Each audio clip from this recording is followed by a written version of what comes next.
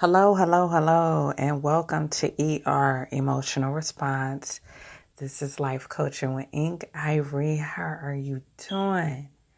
What an amazing week this has been so far. And now we're joining on the podcast once again to cover a new topic. Welcome, everyone. I hope everyone learned a lot from the dating series. I have closed it out after the second episode.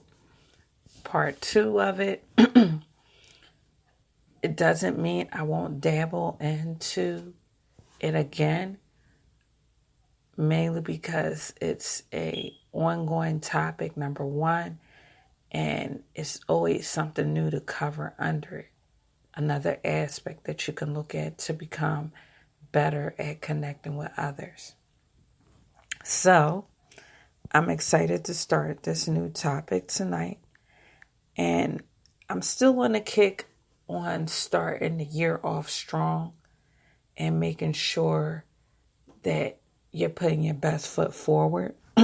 So tonight I'm going to cover the top 7 habits of mentally strong people.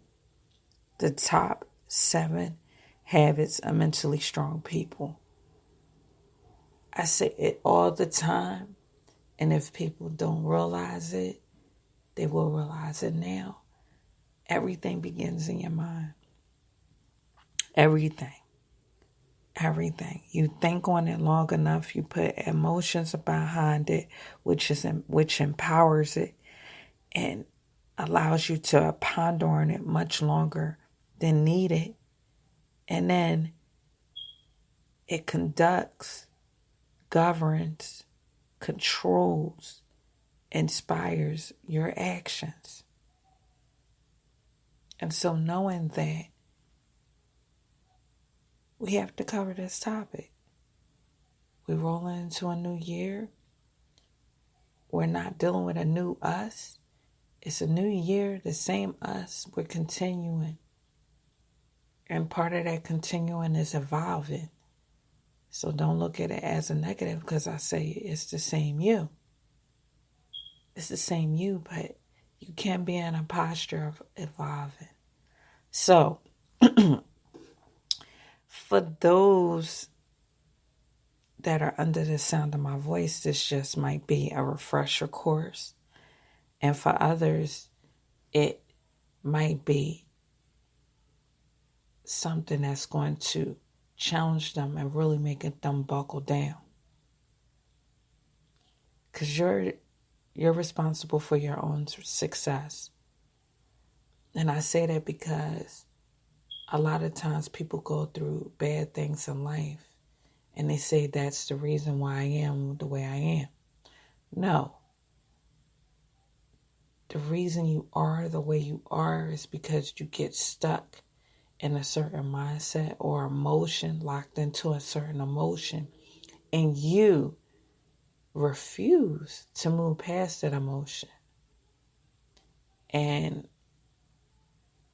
you might even contest with me, well, it's involuntarily. I didn't sign up for the pain or the hardship that I went through.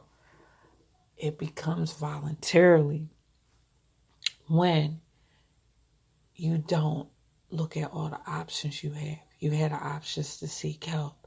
You had the options to talk to someone. You had the options to read. You had the options to go through a class or therapy. You have the options to evolve.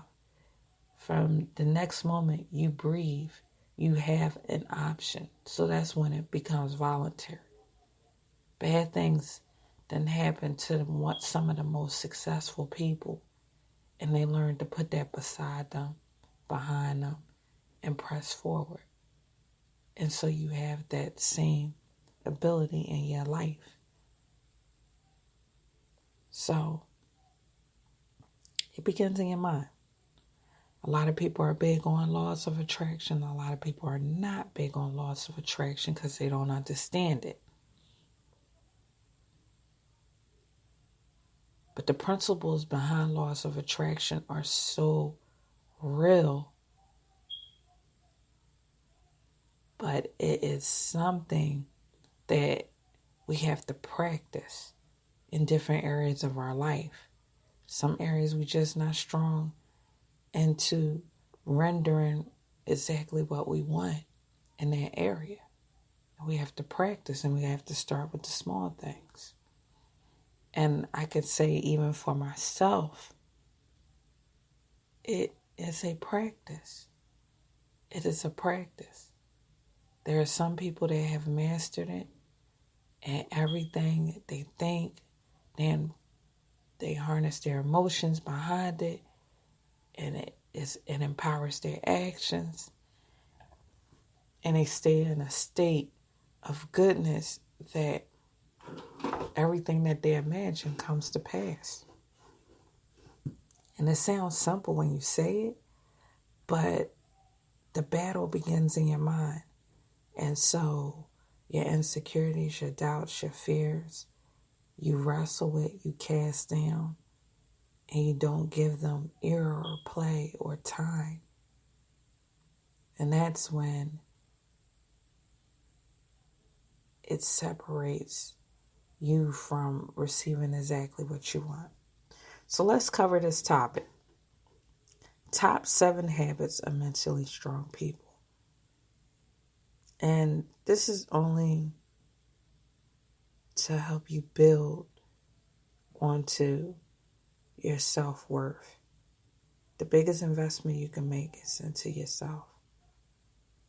So, number 1 is they have a proactive approach to life. Proactive. A lot of people say, why are you so happy? Why is things going so well for you? Why are you always smiling? You don't go through anything bad. No.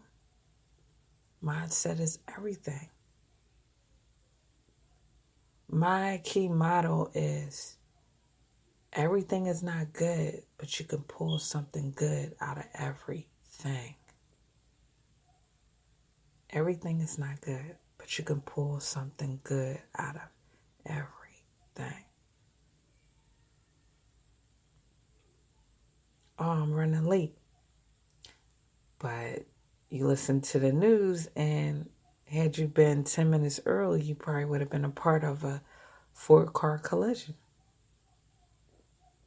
You can pull something good out of everything. So being proactive is basically taking it and choosing the option to be happy, to be on a plane of goodness, to think in a way that benefits you, to become your best friend even in your thought life. When we look at negative thoughts and our fears and doubts and how much time we invest in them, it's like we sitting across from ourselves and we're becoming our worst enemy.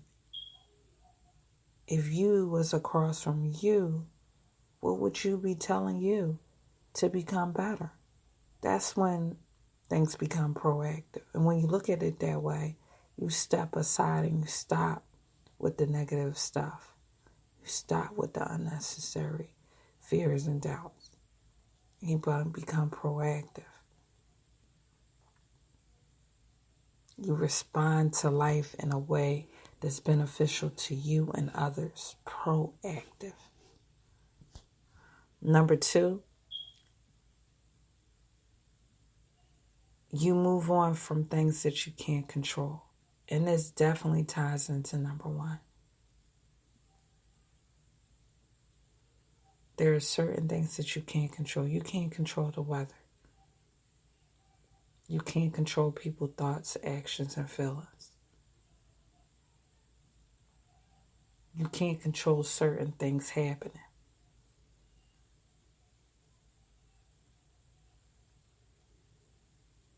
You accept them and you adjust. A. When it comes to things you can't control, A. Accept and adjust. Regardless how you feel, Accept and adjust. Regardless how you thought things was going to be, accept and adjust. Let it be a stepping stone, a learning experience. Accept and adjust. Let it be a motivator. Accept and adjust. You have to take control over you. And it begins in your mind. Number 3, embrace the unexpected and make the best of it. All these tie into one another. Embrace the unexpected and make the best of it. There are some people that scream up and down, I hate surprises. But life can be filled with a lot of surprises. And you have to realize it becomes a lot easier when you embrace the unexpected than wrestle with it. You didn't foresee it, point taken. How do you go on from here? You embrace it and you make the best of it. You make the best of it. This part requires you managing your emotions. Managing your emotions. Understanding you, why you feel the way you feel, why you do the things you do. And embracing whatever is in reality and making the best of it. Making the best of it. Making a decision to grow in the face of adversity. And look at obstacles as a challenge instead of a roadblock.